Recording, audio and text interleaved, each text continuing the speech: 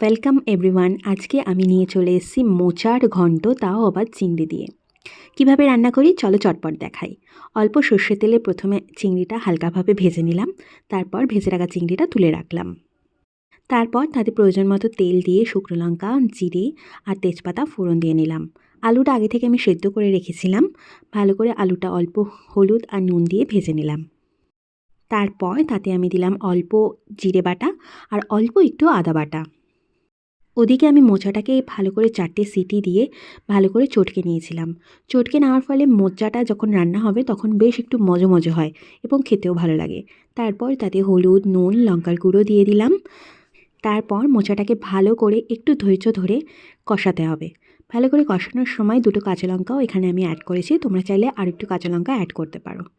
বেশ মোচাটা ভাজা ভাজা হলে নামানোর আগে তাতে দিয়ে দাও যে ভেজে রাখা চিংড়িটা তুলে রেখেছিলে সেটা, আর দাও অল্প পরিমাণ চিনি, অল্প পরিমাণ গরম মশলা আর 1 চামচ মতো ঘি। ভালো করে নাড়ানোর পরে যখন দেখবে বেশ ঘিটা একটু উঠে এসছে, তোমার মোচার রান্না কিন্তু একদম রেডি।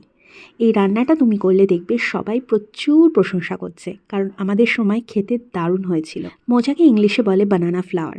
এর মধ্যে থাকে প্রচুর পরিমাণে আয়রন, যেটা স্বাস্থ্যের পক্ষে খুব ভালো খাওয়া।